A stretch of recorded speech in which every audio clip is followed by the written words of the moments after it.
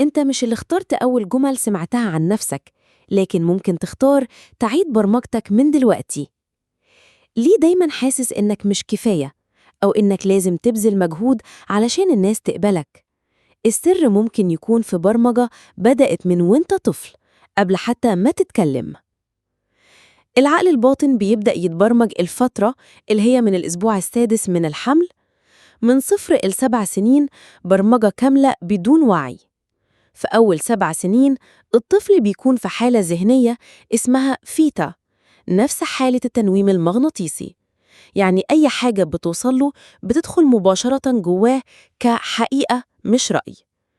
الأمثلة: نبرة صوت الأم، تصرفات الأب، مشاعر التوتر أو الأمان في البيت. كل كلمة من الأهل بتساوي رسالة للهوية. التجارب المبكرة بتبني القناعات. مين كان بيقولك إنك ذكي؟ ومين كان بيضحك على فشلك؟ حتى لو بهزار، الرسائل دي اتسجلت. أهم المصادر: الأسرة، الأم، الأب، الإخوة، المدرسة، كلمات المدرسين، الإعلام، ما يقال عن النجاح، الجمال، القوة، الأحداث الصادمة كفقد، ضرب، تنمر. التشبيه: العقل الباطن صفحة بيضة وكل كلمة بتكتب فيه سطر. اللي كنت بتسمعه عن نفسك بقيت بتقوله لنفسك. مش نافع، دايما بتحاول تثبت نفسك.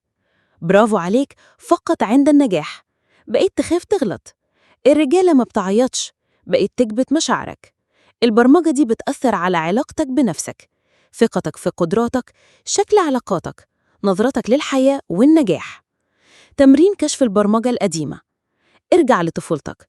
إيه أكتر جملة كنت بتسمعها؟ مين كان بيقولها؟ بتحس إنها بتأثر فيك لحد دلوقتي؟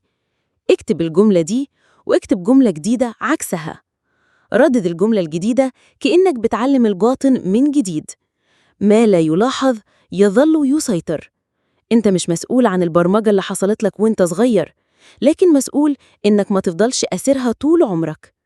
كل لحظة وعي هي لحظة إعادة برمجة. شاركنا جملة قديمة كنت بتسمعها وإزاي شايف تأثيرها عليك. ما تفوتش الحلقة الجاية إزاي الذكريات بتتخزن وتتحكم فيك.